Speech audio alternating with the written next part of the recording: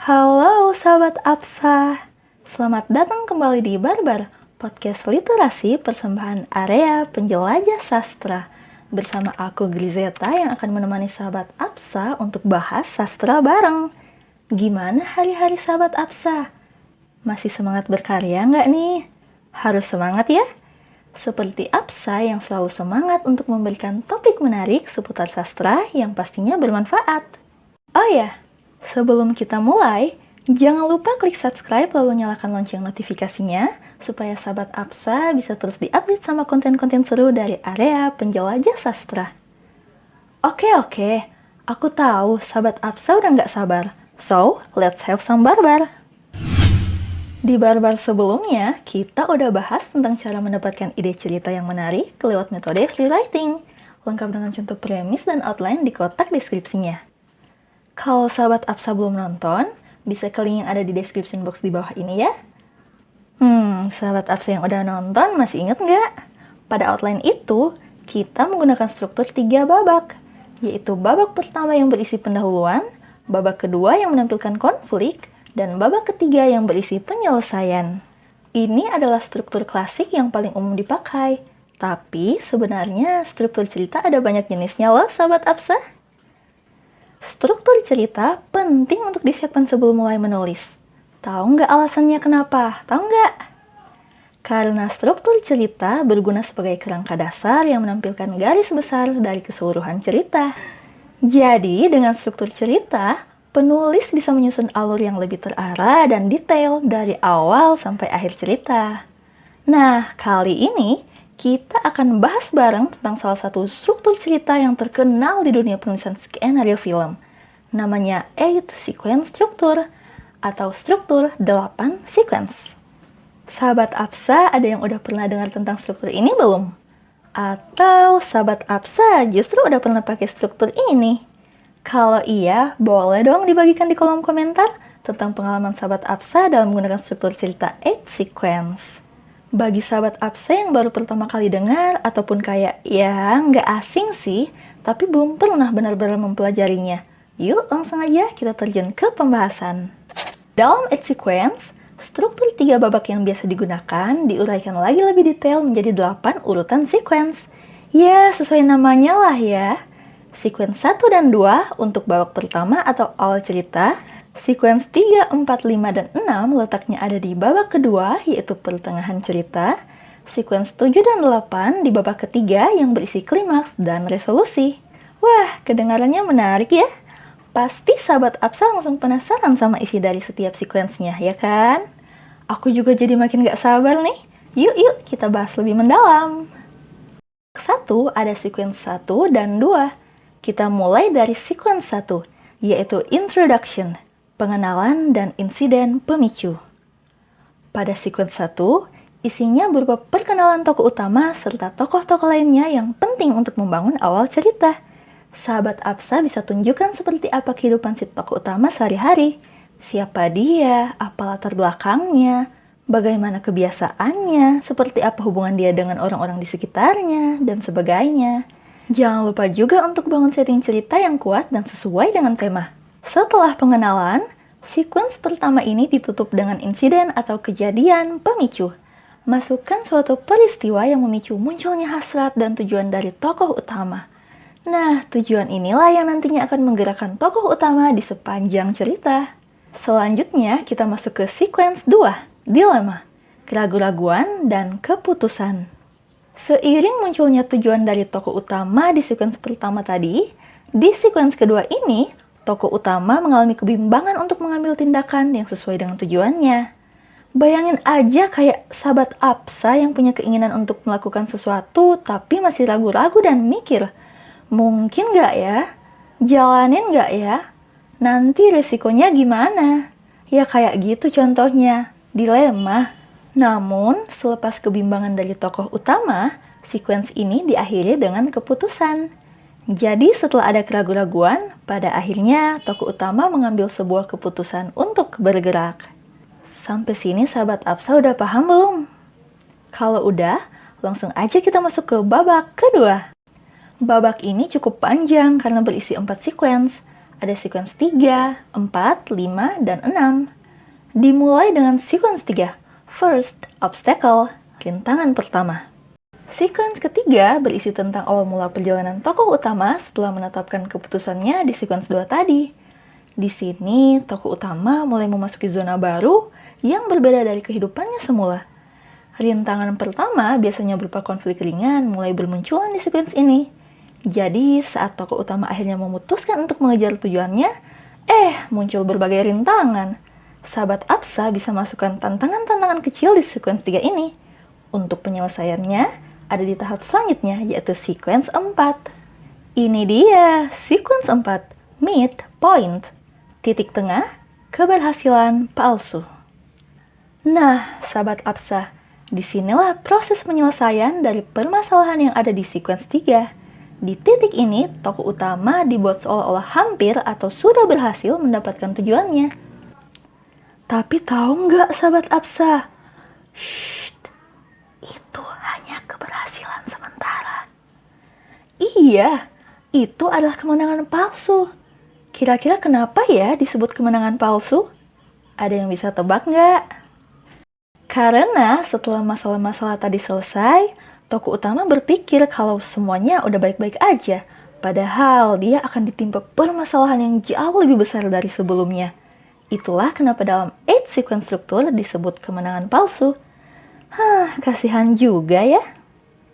Lanjut ke sequence 5, twist and turn, masalah besar. Setelah tokoh utama merasa misinya hampir berhasil, tiba-tiba timbul konflik besar. Dia harus menghadapi masalah yang sangat kompleks. Dari yang tadinya tokoh utama berpikir dalam tanda kutip udah menang, keadaan mendadak berubah.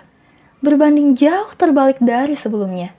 Pokoknya keadaan baik di sekitarnya jungkir balik sahabat Apsa. Di sini tokoh utama dibuat nggak berdaya menghadapi masalahnya. Setelahnya masuk ke sequence 6, low point, titik terendah. Sequence ke-6 menceritakan keterpurukan tokoh utama. Setelah diserang masalah besar, tokoh utama mengalami kejatuhan dan berada pada titik terendah kehidupannya. Dia merasa sangat hancur sehancur-hancurnya. Semuanya kacau. Terus tokoh utama ngerasa kayak nggak ada harapan lagi. Sampai sini sahabat Apsa bisa paham kan? Kalau udah paham, coba mengangguk 3 kali sambil dihitung dalam hati. Aku harap semua sahabat Apsa langsung ngangguk-ngangguk yang berarti paham. Karena kita akan masuk ke babak terakhir, yaitu babak 3. Sequence 7 dan sequence 8. Sequence 7, klimaks dan titik balik. Di sequence ini, cerita akhirnya mencapai klimaks. Menceritakan bagaimana cara kebangkitan tokoh utama dari keterpurukan akibat masalah yang dihadapi sebelumnya. Dorongan untuk bangkitnya tokoh utama bisa datang dari berbagai hal ya, sahabat Apsa. Misalnya, tokoh utama mendapat dukungan moral dari teman atau orang terdekatnya. Bisa juga merasakan semangat dan motivasi baru lewat peristiwa atau ingatan yang muncul dari masa lalu dia, dan lain-lain sebagainya. Bagian klimaks ini harus jadi semenarik dan selogis mungkin. Dalam artian, sebelumnya kan tokoh utama sangat frustrasi. Nah, jangan sampai di sequence ini kondisinya jadi terlalu mudah untuk dilewati. Sequence ini ditutup dengan suatu titik balik. Tokoh utama akhirnya menemukan solusi dan berhasil bangkit. Selanjutnya, sequence 8, resolusi. Sampailah kita pada sequence yang terakhir, sequence ke-8. Isinya tentang akhir cerita dan perubahan karakter. Ceritakan bagaimana akhir kisah sang tokoh utama, perubahan karakternya, serta kesimpulan yang bisa diraih dari perjalanannya. Di titik ini, tokoh berkembang dan karakternya berubah menjadi lebih baik dari sebelumnya. Ya, karena pengalaman-pengalaman dari perjalanannya itu, sahabat Apsa. Nah, selesai sudah penjelasan dari isi 8 sequence struktur. Tapi tunggu. Jangan kemana-mana dulu, karena barbar kita belum selesai di sini. Belum lengkap dong kalau kita nggak barbar soal contoh cerita dengan struktur 8 sequence ini. Yuk, kita lanjut lagi ke contohnya. Aku jamin setelah itu sahabat Apsa makin paham dan langsung tertarik untuk membuat struktur 8 sequence. Bentar. Sebelum menyusun struktur cerita, pastinya kita harus udah punya idenya dulu, lalu dibuat premis. Benar atau betul? Sahabat Apsa, siapin ide dan premis menarik mungkin ya? Nah, di sini aku punya satu premis cerita untuk kita susun bareng ke dalam struktur X-Sequence. Ini dia premisnya. Nana, seorang gadis yang kerap dirundung di sekolah, menukar jiwanya dengan sahabatnya, Abby, agar mendapatkan kehidupan Abby yang terlihat sempurna. Tapi hidupnya justru dirasa semakin memburuk setelah berada di tubuh Abby. Gimana? Sahabat Apsa udah ada gambaran kan isi struktur ceritanya akan seperti apa? Let's go! Masih inget dong pembagian sequence yang kita bahas sebelumnya? Dimulai dari babak 1 yang menjadi awal cerita terdiri dari sequence 1 dan sequence 2. Mari kita masuk ke sequence 1. Sequence 1, Introduction, pengenalan dan kejadian pemicu. Di sini, kita akan memperkenalkan kehidupan Nana, sang tokoh utama sesuai premis tadi. Nana adalah seorang anak perempuan tunggal. Orang tuanya sudah bercerai dan dia cuma hidup berdua dengan ibu yang selalu sibuk bekerja. Hidupnya memang serba berkecukupan, tapi Nana selalu merasa kesepian dan tidak dipedulikan oleh ibunya. Sementara itu, di sekolahnya, Nana kerap menjadi bahan bully teman-teman sekelas karena fisiknya. Karena itu, dia pun selalu menyendiri setiap waktu. Sampai suatu hari, dia bertemu dengan Abby yang merupakan siswa pindahan. Abby ini cukup populer. Dia seorang content creator seputar self-love dan self-improvement. Abby disenangi semua guru dan murid di sekolah itu. Selain cantik, Abby juga adalah murid yang pintar dan berprestasi. Suatu waktu saat Nana dirundung beberapa siswi, Abby datang menolongnya. Dia membela Nana dan memperingatkan siswi-siswi itu untuk tidak mengganggu Nana lagi. Singkat cerita, mereka pun jadi dekat dan bersahabat. Setelah pengenalan tokoh utama dan setting cerita, kita lanjut ke insiden pemicu. Suatu peristiwa yang memantik tujuan dari Nana sang tokoh utama. Jadi, selama berteman dengan Abby, hidup Nana mulai berubah. Nggak ada lagi yang berani mengganggu Nana. Dia menjadi lebih percaya diri. Abby juga bantu Nana untuk jadi glow up secara fisik. Nah, di kelasnya, ada satu cowok yang ditaksir Nana, namanya Gio. Nana memberanikan diri untuk menyatakan perasaannya pada Gio. Tapi sayangnya Gio menolak dengan alasan dia menyukai Abby. Hal ini membuat Nana menjadi iri pada Abby. Hidup Abby sepertinya sangat sempurna, berbeda dari dirinya. Di titik ini, akhirnya Nana berpikir untuk merebut kehidupan Abby. Kita lanjut ke sequence berikutnya ya, Sahabat Apsa. Sequence 2, dilema dan keputusan. Nana berpikir keras dan mencari cara untuk mendapatkan kehidupan Abby. Nana tuh mikir kayak, Abby ini hidupnya kok bahagia banget, sempurna banget perasaan. Aku juga mau hidup kayak dia. Sampai akhirnya, Nana mengetahui tentang sebuah ritual penukaran jiwa. Nana merasa ini adalah jawaban dari apa yang dia impikan. Namun, Nana masih ragu-ragu dan dilema. Dia mau memiliki kehidupan Abby, tapi di satu sisi dia juga nggak tega sama Abby. Apalagi Abby adalah sosok yang sudah banyak membantu dia kan? Setelah kebimbangan ini, sequence 2 diakhiri dengan keputusan Nana. Nana pada akhirnya tetap memilih untuk menjalankan ritual itu demi mendapatkan keinginannya. Serem juga ya Sahabat Apsa. Ritual gitu loh penukaran jiwa. Kita lanjut ke sequence 3. First obstacle, rintangan pertama.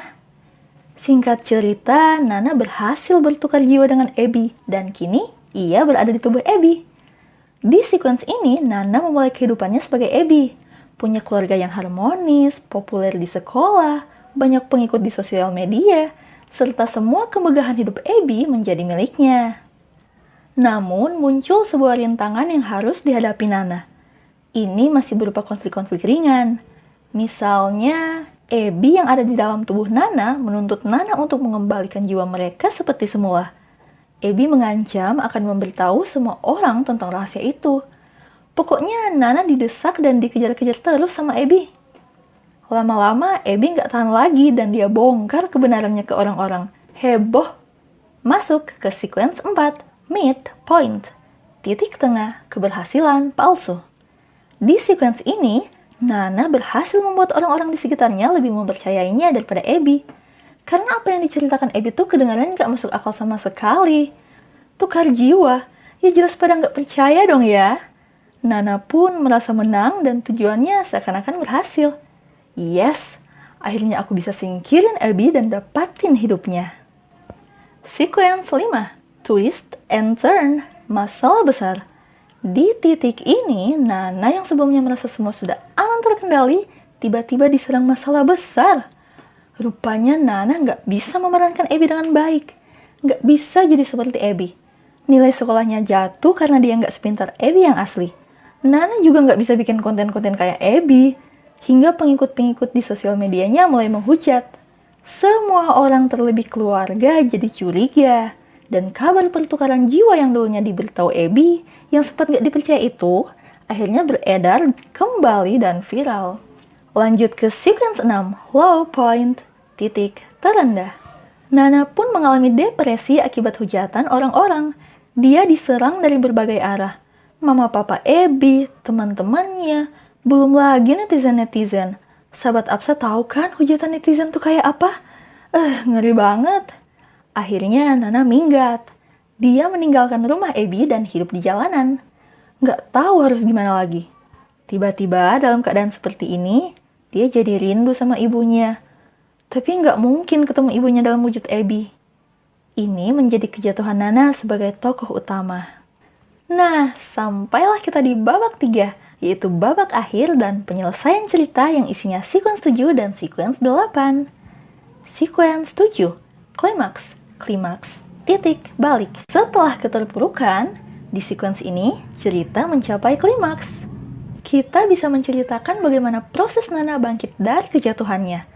Misalnya, dia bertemu Gio yang memberinya nasihat dan dukungan. Gio kemudian mempertemukan Nana dengan Abby. Ternyata selama ini Gio udah tahu tentang semua kebenarannya. Di sini Nana meminta maaf kepada Abby lalu mengembalikan jiwa mereka ke tubuh asli masing-masing. Yang terakhir, sequence 8, resolusi. Setelah kembali ke tubuh aslinya, Nana mencoba berdamai dengan dirinya sendiri. Lebih menerima keadaan hidupnya dan mengusahakan yang terbaik. Nana mulai dekat dengan ibunya, memiliki beberapa sahabat dan rajin belajar. Dia sadar jika menjadi diri sendiri jauh lebih mudah dan lebih menenangkan dibandingkan hidup sebagai orang lain. Yeay, selesai! Seru banget ya? Kurang lebih begitulah susunan struktur 8 sequence. Perkembangan karakter serta alur cerita tergambar dengan rinci di 8 urutannya. Ini bisa memudahkan sahabat Absa sebagai panduan menulis sekaligus meminimalisir writer's block. Jadi, nanti proses menulis bisa lebih lancar dan mengalir sampai akhir. Oke, kita udah ada di penghujung barbar nih. Semoga bahasan kita kali ini bisa mudah dimengerti dan dipraktekkan. Oh ya, sahabat Absa, tombol like-nya jangan cuma dicuekin. Klik tombol like sekarang juga. Sekarang, aku tungguin. Udah? Oke. Jangan lupa juga sampaikan pendapat sahabat Absa tentang barbar kali ini di kolom komentar. Terima kasih udah menyimak sampai akhir. Nantikan barbar selanjutnya bahas sastra bareng cuma di sini di channel YouTube Area Penjelajah Sastra. Ke hutan ketemu rusa. Sampai jumpa sahabat Absa.